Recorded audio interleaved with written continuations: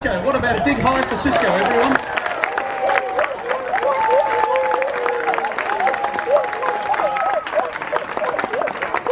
Cisco, that was a big round of applause. Cisco's out here today with his trainer and his carer, Danielle. Now, Cisco is a Californian sea lion, normally found on the west coast of North America. But part of caring for our seals is training them behaviours. Cisco won't do anything that he doesn't want to do. Some of these behaviours can be as simple as the first thing that we do at the zoo each morning before the zoo opens. And it's called husbandry. We'll get a better idea of that a bit later on. But as you can see, Cisco has a great deal of trust in Danielle, allowing Danielle to check out his mouth, his teeth and all those sorts of things. Some of the other behaviours that Cisco can learn can be a little bit more challenging, like leaping out of the water and having targets hanging above the pool for him to hit. Now we're going to get Cisco in position in a moment's time to allow him to do that, and start things off with a real bang. However, we do need your assistance to do that. So Cisco can't make it from there, and Danielle wants to send him up to get a bit of a run-up. Trips on a wet spot there. But when he gets into position, I'm going to count to 3, and you're going to yell, "Jump, Cisco," and throw your arms in the air. You ready? 1, 2, 3.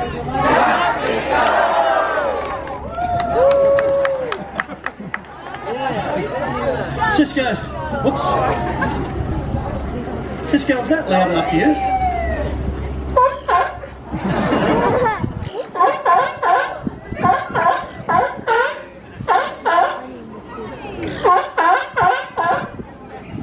He said no.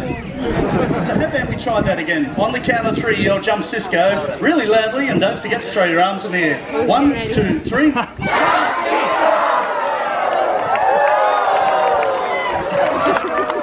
And of course we've got some people in the front row. That was a very opportunistic goal. But I think Cisco did a pretty good job there to start things off. What do you think?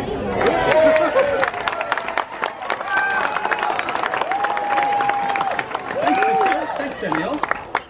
Californian sea lions are normally found on the west coast of North America, from Vancouver in Canada down the west coast of the USA to Baja, Mexico. We like to present them. They're the type of seal that lives the closest to humans. It does mean that we impact on their world, sometimes in a not so positive way, but we'll discuss that a little bit later on. Right now we're going to meet another Californian sea lion, and he's going to demonstrate more of what we call husbandry. It's the method that we use to care for our very precious animals here at Taronga Zoo. And as you can see, we're caring pretty well for those gulls around today. Just in case you're wondering, they're not known as seagulls, they're silver gulls, a native species that are very opportunistic and do very well out of humans as well. They are on the diet for some seal species, however, but they're pretty quick animals. But let's get a look at the next seal. His name is Murphy, another Californian sea lion, much larger, however. He weighs over 260 kilograms. I can hear him now. How about a big welcome, everyone, for Murphy?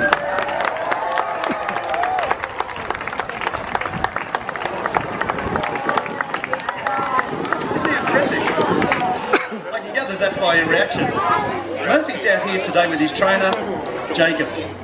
Now this morning before the zoo opened, Jacob and Murphy participated in husbandry. That's where we train our animals to cooperate in their daily healthcare. A moment ago you saw Danielle and Cisco doing this. Now if Jacob or Danielle notice something different in the mouths of the seals that they're checking to what they saw yesterday, or something unusual, that's noted down straight away. We keep an eye on those things, and in some cases we may even get the advice of the vets and the vet nurses. Training our animals to cooperate in their daily healthcare requires a lot of trust. As you can see, Murphy has that as Jacob gets really close to his ears and his eyes. That's a prone position for all of us, actually. So a great rapport has to be built between our trainers and our animals to allow this. If you're ever lucky enough to see a seal in the wild, certainly don't get up as close as this. A lot of work has to go into these sort of things to allow the seals to understand that we mean no harm. Now, of course, animals are very good at masking any illnesses or injuries. So you may have heard Jacob just then talking to Murphy. He in fact gave him the command touching. Prepares Murphy for Jacob's touch. By pressing Murphy in certain parts of his body like that, if Murphy was to flinch, maybe an indication to us that there could be an illness or an injury that needs attendance straight away. Jacob's also checking his skin, his bone structure, and his flippers and those sorts of things too. Just running his hands over his skin like that. Now we also prepare our animals, again where possible, for procedures that may be necessary in the future. So imagine an X-ray and an ultrasound. Now, by getting Murphy to roll over and expose his belly like that means that we can pat him in those parts of his belly, again a prone position, but also we can walk around him with something like a shoebox and pretend to ultrasound or x-ray Murphy.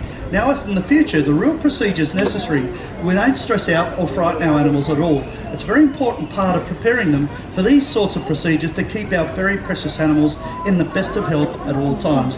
As you can see, he's a remarkable looking animal. Let's get one more look at him. Everyone, that's Murphy.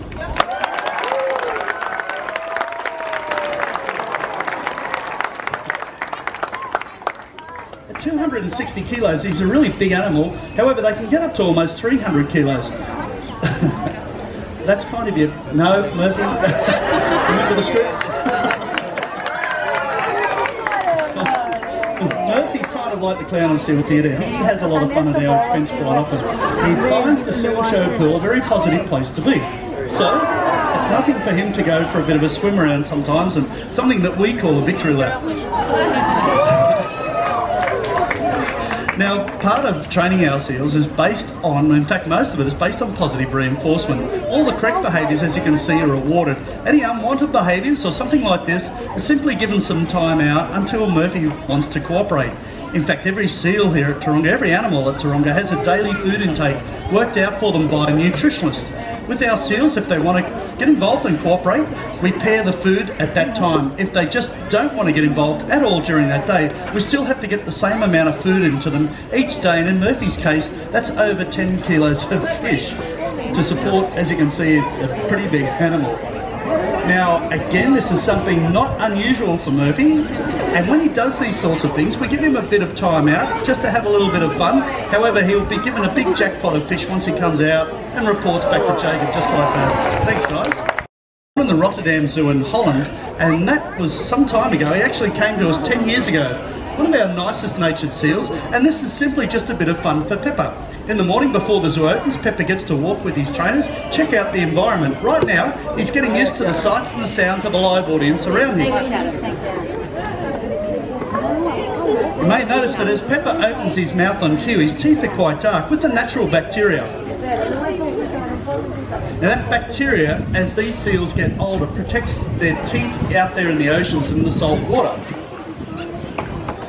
Eared seals include sea lions and fur seals, just like Pepper. Now this type of seal gets around on land really quite easily, and notice that Pepper folds his rear flippers forward, allowing him to get around on land pretty well. Now a common question from a lot of people is, what's the difference between a sea lion and a seal? Well, sea lions are seals, they're eared seals, and there's two other different types of seals. They include walruses, which are the animals in the northern hemisphere with those big tusks, and they also include animals such as true seals, which include leopard seals and elephant seals. They bounce around on their belly really quite well. Just then, Daniel got Pepper to present his whiskers up. Now on the end of every whisker is a fine nerve ending. And out there in the ocean, seals can fold their whiskers forward, just like that. Their whiskers are so sensitive that they can pick up the vibrations that are made by fish, allowing seals to feed themselves at night time. However, everyone, that's Pepper.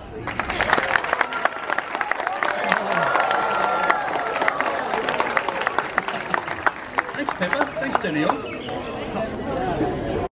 This is Marley, and of course his trainer, Jacob. Well, thank you very much, Paul.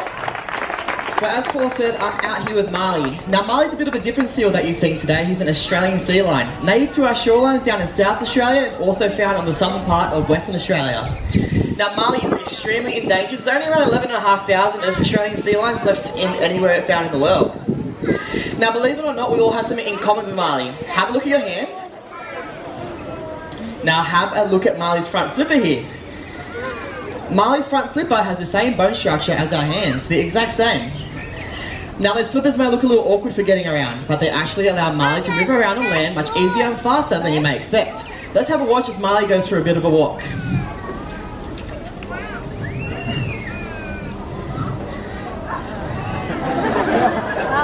Quite agile. Now have a watch as he makes his way to the top of the very cliff that we have here in the corner.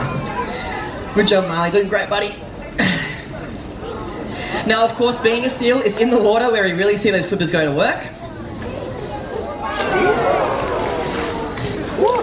Beautiful job there, Marley. Oh, you found a fish at the bottom of the pool there. The behaviour Marley's about to show us is a natural behaviour. It's known as porpoising or bowing. You want to show us that behaviour, buddy? Now this behaviour allows Marley to take a quick breath of fresh air. It's great for hunting down prey and it's also really efficient for evading predators. Now seals are quite the prominent predator out there in the wild. And Marley has a great demonstration of that predator. Marley, you ready to show us what that predator is, buddy?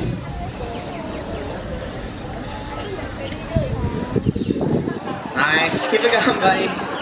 Yell it out if you know what it is. Shark. That's right. It's probably the cutest and furriest shark impersonation you'll ever see, but what he is showing us is a natural behaviour known as thermoregulation. Marley, he has a thick layer of fur, and it's only those naked and hairless flippers which allows the heat back out again. Great job there, mate. Now Marley at the moment is quite large. He's weighing around 188 kilograms.